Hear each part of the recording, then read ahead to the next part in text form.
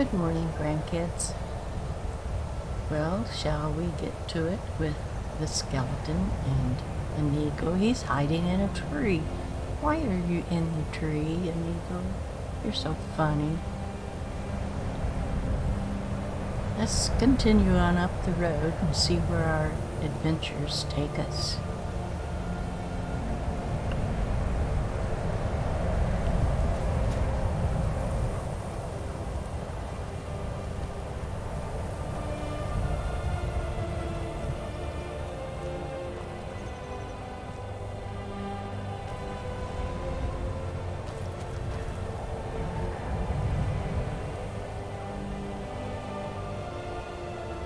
That's a nice picture of the two of you.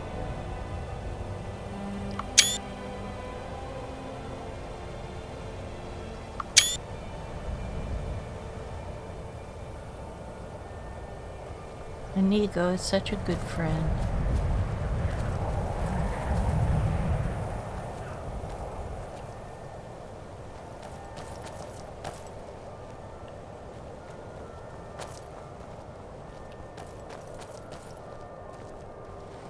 Okay then.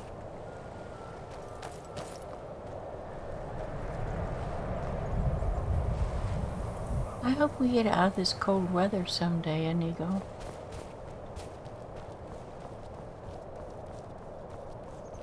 But I'm just traveling this road all around, trying to stay out of people's way so they don't see my horrible face, and trying to find any little goodies we can pick up here and there.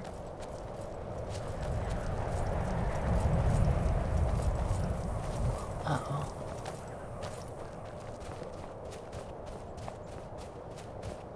Let's see what's up here instead of running into that man. Oh, there's no telling where that goes.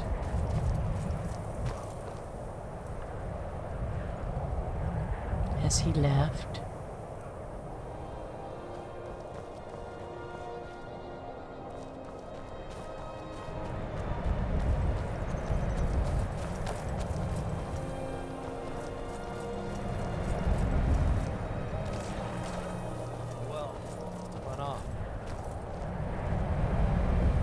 Who said that?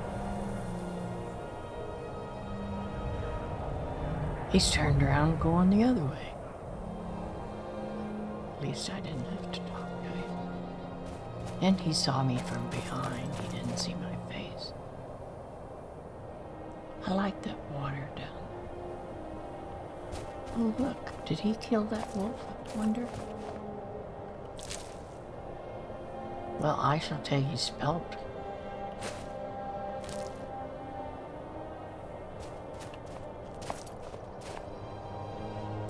Pick me a few snowberries to eat. I always say strawberries because they look like no, maybe they look a little more like cherries. Come on, man, I wish you'd have kept going the other way.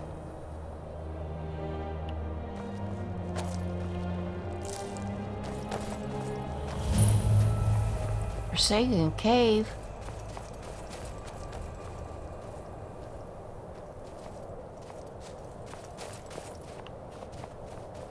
Oh, look. Inigo, let's go in here. Maybe it'll be dark by the time we come back up.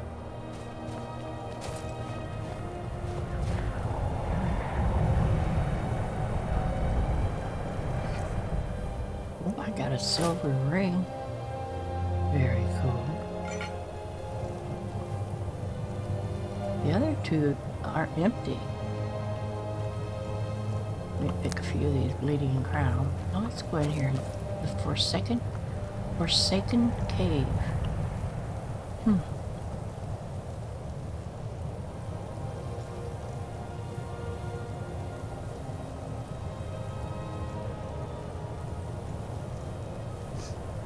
Sorry, grandkids, I'm writing this down before I forget. Can't remember anything.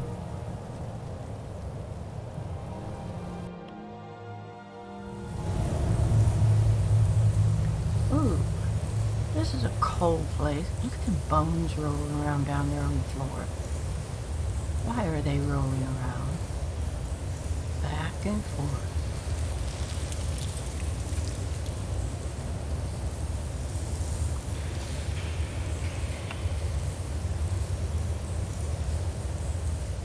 Very strange. Oh, we had 8 pieces of gold. Nice. It's too heavy to carry around. Is that a chest hiding in there? Wow, looky there.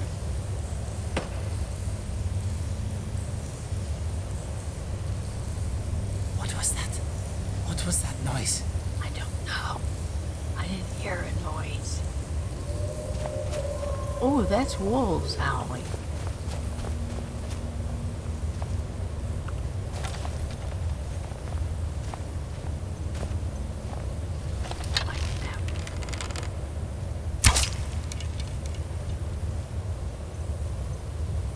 Isn't that a wolf standing over there? Yes, it is.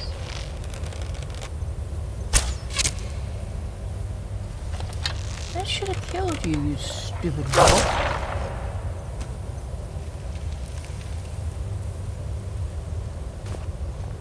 Right through the leg and right in the butt.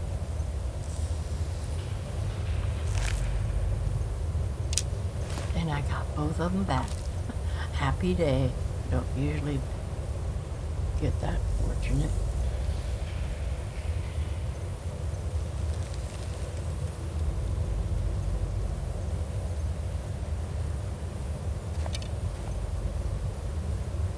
I wonder what's back that way.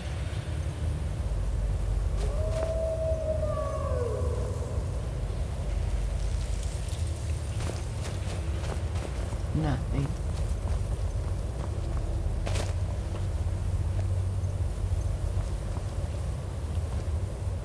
Empty.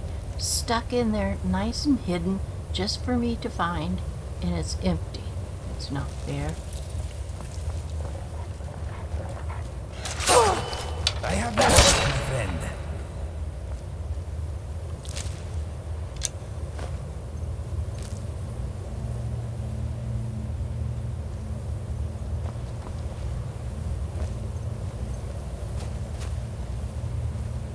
Why are those hidden there if they're going to both be empty?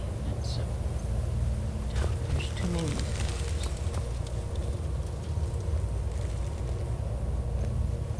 That should give me something good back in there because it's so hidden, but it doesn't.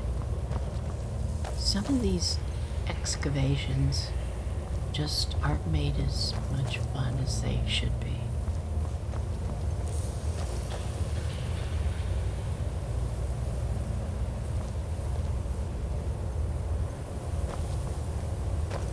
Wow, what am I coming to?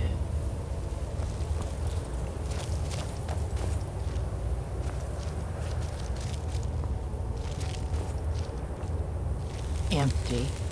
You silly thing.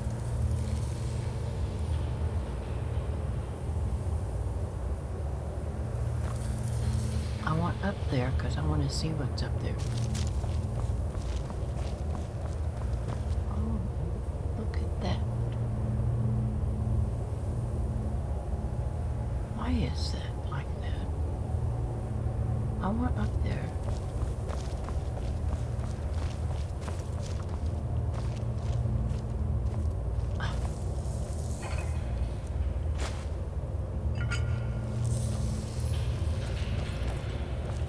To know what this place is. And I quite can't. There's stuff piled in front of there. I can't go in there. I bet it's a quest.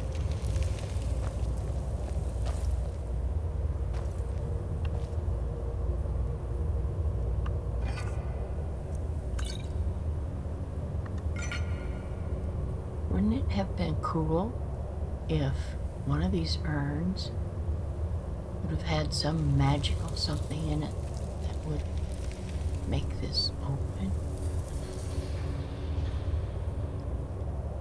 There. And when stuff's piled in front of it like that, there's never any button to open it with. That really ticks me off. What a waste. Where do I get something to open it with?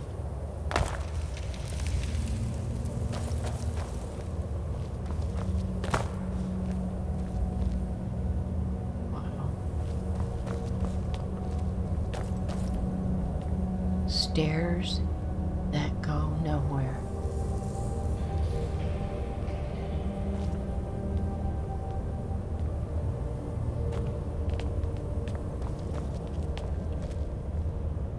More stairs that go nowhere.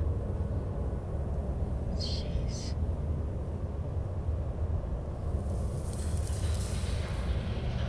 Alright, let's go down here and go in this door.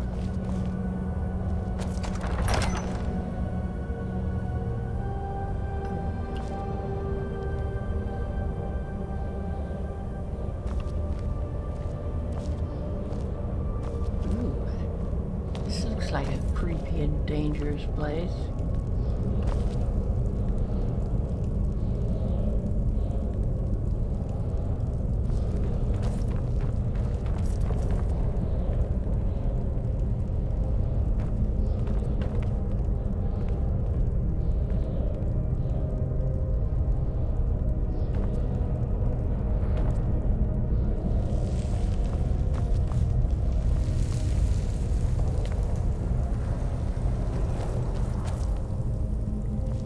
Don't step on that, Inigo. It might be a trap.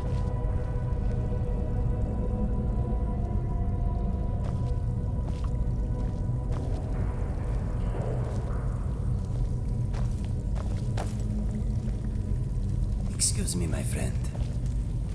It's alright if you just want to go walking out there before I look to see if there's enemies. That's okay with me. You can go find them.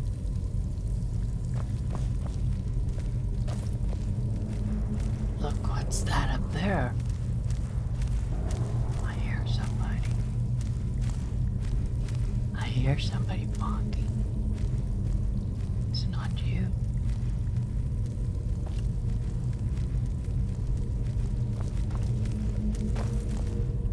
All these urns are empty. So why have them there?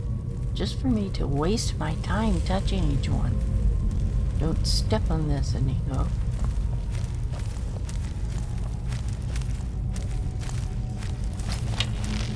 Somebody's coming. It's probably a skeleton, yeah. And I got him just like that. That's pretty cool. Wasn't that pretty cool, grandkids? I thought so.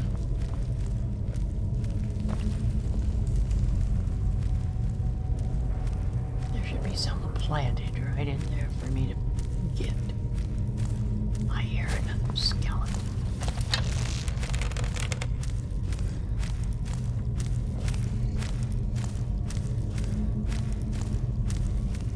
They must be coming from far away. Empty. Of course it's empty.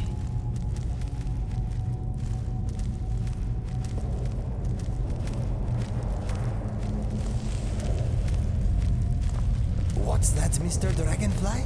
I know. Stop your whining or we will leave you here. Oh, no, we won't leave Dragonfly here. Don't tell him that. You make him be afraid to go on adventures with us, afraid he'll always be left. That was not kind of you, Inigo. I'm surprised you said that to him.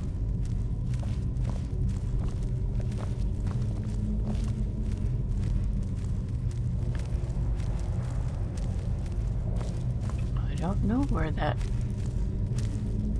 other dragon was walking. Hey, there's one of my arrows.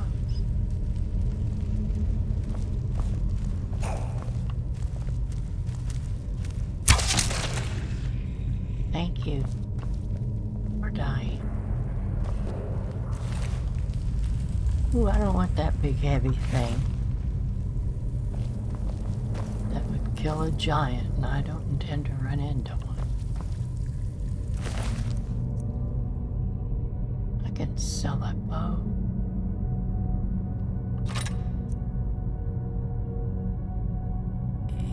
And keep those arrows or sell them.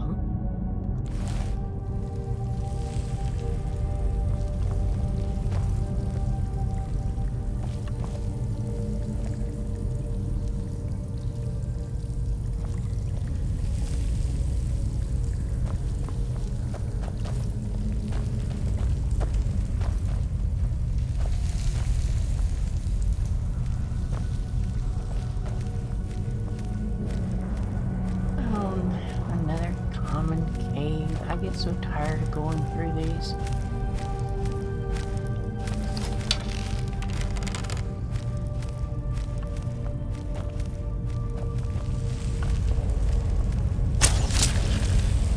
I wasn't even aimed on him and I got him.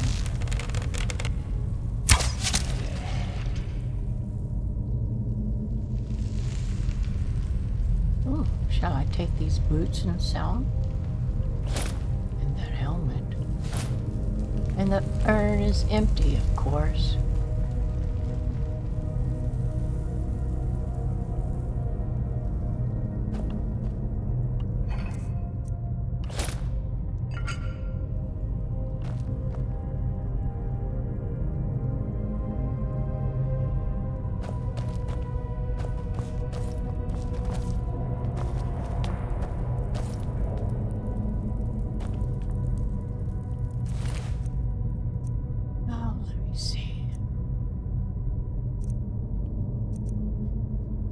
That's about the only thing worth taking.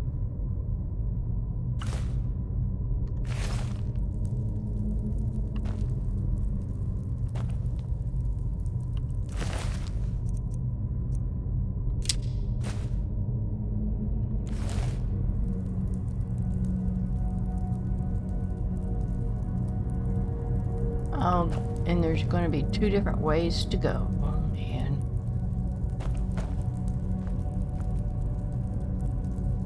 Of course they're empty.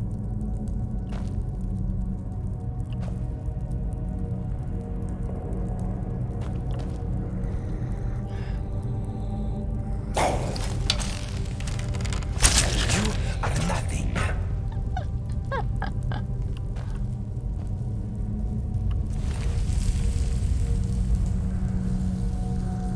Oh, looky there, I can take that. Nope.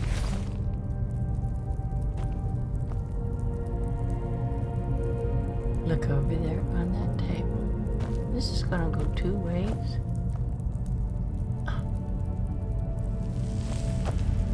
I do not want to take all that iron. And these things sell for nothing. Alright, let's read the mirror.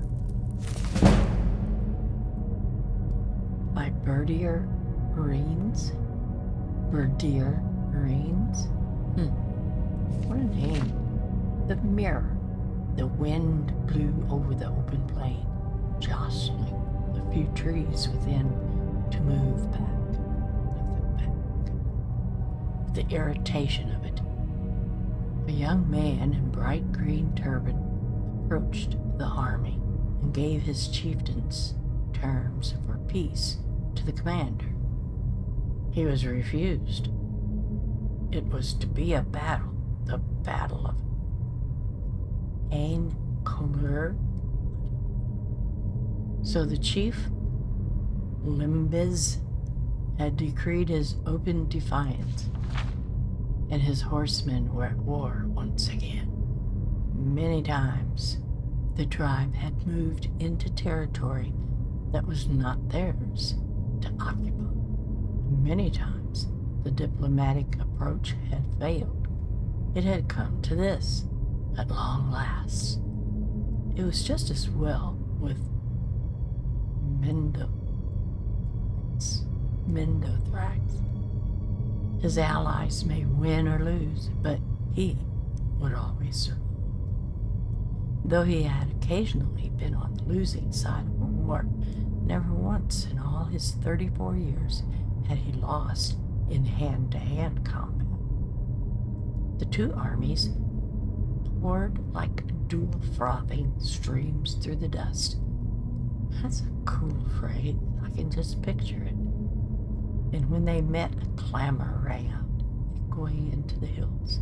Blood, the first liquor the clay had tasted in many a month, danced like the high and low battle cries of the rival tribes met in harmony as armies dug into one another's flesh.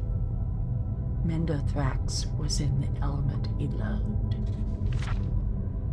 After 10 hours of fighting, with no ground given, both commanders called a mutual and honorable withdrawal from the field.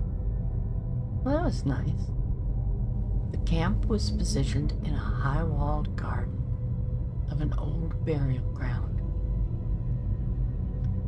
adorned by springtime blossoms. As Mendothrax toured the grounds, he was reminded of his childhood home.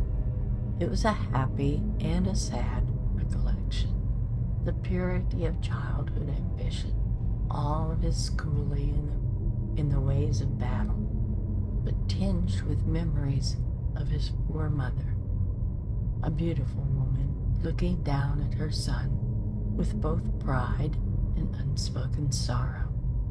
She never talked about what troubled her, but it came as no surprise to any when she took the walk across the moors and was found days later, her throat slit open by her own hand. The army itself was like a colony of ants, newly shaken. With a half-hour's time after the end of the battle, they had reorganized as if by instinct. As the medics looked to the wounded, someone remarked with a measure of admiration and astonishment, "Look at Mendothrax.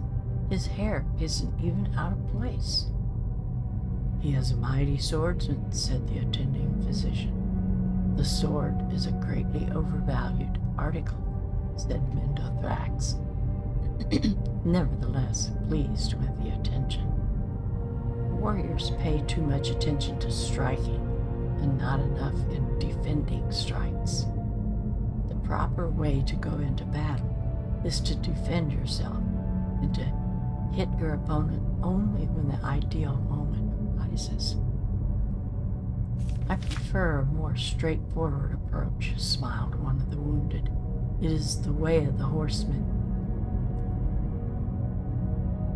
If it is the way of the Jolsey tribes to fail, then I renounce my heritage," said Mendothrax, making a quick sign to the priest that he was being expressive, not blasphemous. Remember what the great blade master Gaiden Shenshi said? The best techniques are passed on by the survivors. I have been in 36 battles, and I haven't a scar to show for them. That is because I rely on my shield, and then my blade, in that order. What is your secret? Well, I think he just told him his secret. Think of melee as a mirror. I look to my opponent's left arm when I am striking with my right. If he is prepared to block my blow, I blow not. Why exert undue force? Mendothrax cocked an eyebrow, but when I see his right arm tense, my left arm goes to my shield. You see, it takes twice as much power to send force than it does to deflect it. When your eye can recognize whether your opponent is striking from above or at angle or in an uppercut from below, you learn to pivot and place your shield just so to protect yourself. I could block for hours if need be, but it only takes a few minutes or even seconds for your opponent used to battery to leave a space open for your own strike. What was the longest that you've ever had to defend yourself? Asked the wounded man. I fought a man once for an hour's time, said Mendothrax. He was tireless with his bludgeoning, never giving me a moment to do aught but block his strikes. But finally, he took a moment too long in raising his cudgel, and I found my mark in his chest. He struck my shield 1,000 times, and I struck his heart but once. But that was enough. So he was your greatest opponent? Asked the medico. Oh, indeed not, said Mendothrax, turning his great shield so the silvery metal reflected his own face. There he is. His own self was his greatest opponent. The next day, the battle recommended. Chief Limbas had brought in reinforcements from the islands to the south. To the horror and disgrace of the tribe, mercenaries, renegade horsemen, and even some Reachman witches were included in the war. As Mendothrax stared across the field at the armies assembling, putting on his helmet, readying his shield and blade, he thought again of his poor mother. What had tortured her so? Why had she never been able to look at her son without grief? Between sunrise and sundown, the battle raged. A bright blue sky overhead burned down on the combatants as they rushed against one another over and over again.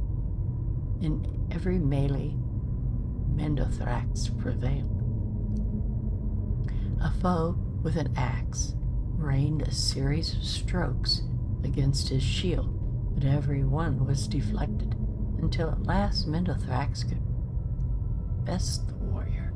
A spear maiden nearly pierced the shield with her first strike, but Mendothrax knew how to give with the blow, throwing her off balance, leaving her open for his counter-strike. Finally, he met a mercenary on the field, armed with shield and sword, and a helm of golden bronze, and for an hour and a half he battled. Mendothrax tried every trick he knew. When the mercenary tensed his left arm, he held back his strike. When his opponent rose his sword, his shield rose too, and expertly blocked. For the first time in his life, he was battling another defensive fighter. Stationary, reflective, with energy to battle for days if needed be.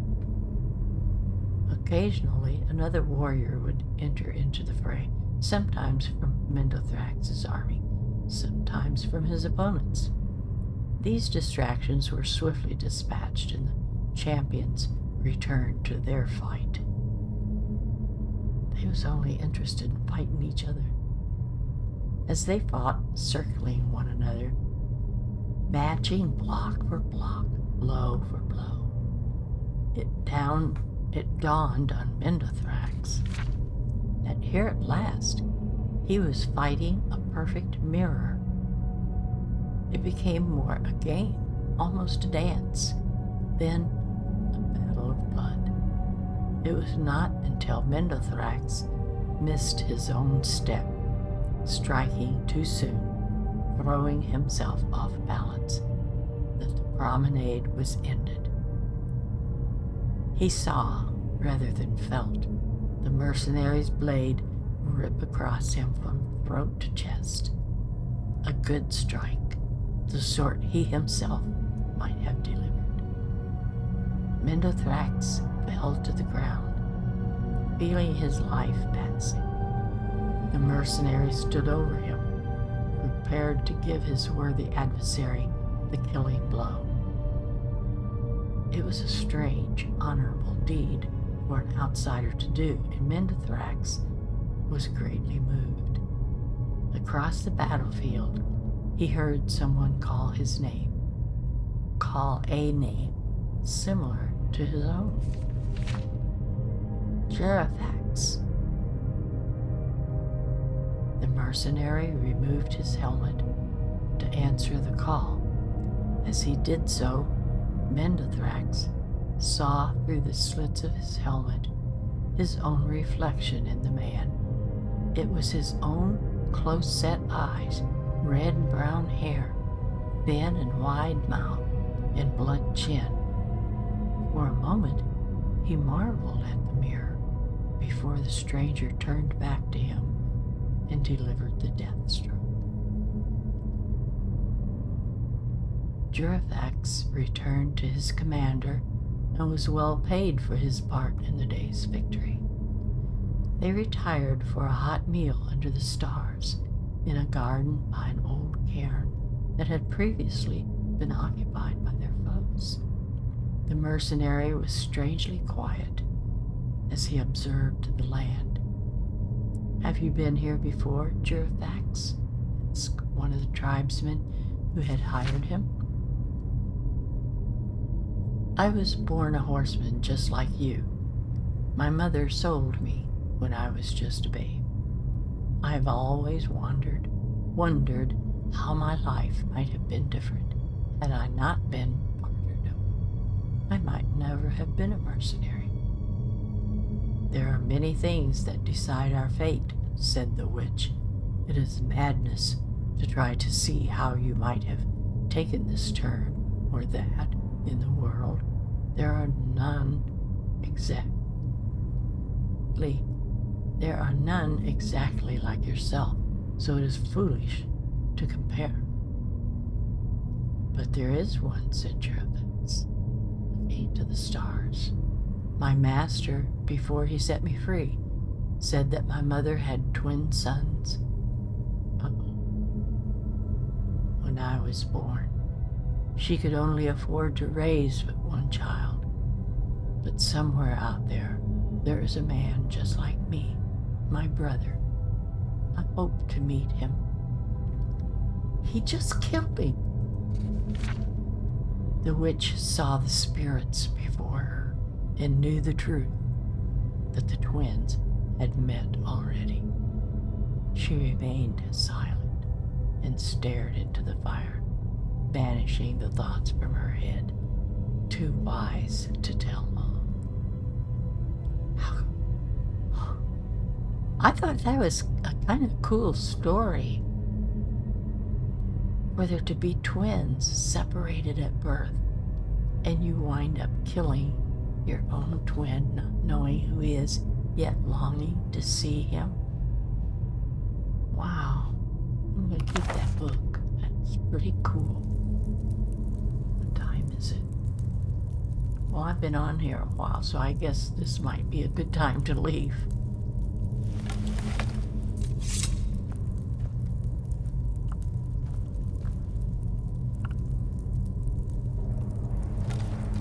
Put that away. No, you idiot.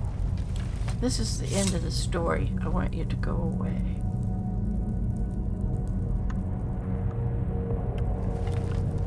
No. There you go. Now put that away.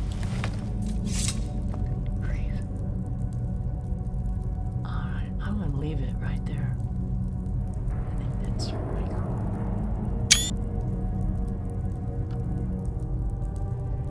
I will see you all later. I hope you enjoyed that story. It was kind of long, but I really got involved in it and I couldn't quit reading it. So you can either listen to it or delete the video. I don't care. I liked it. Goodbye, grandkids.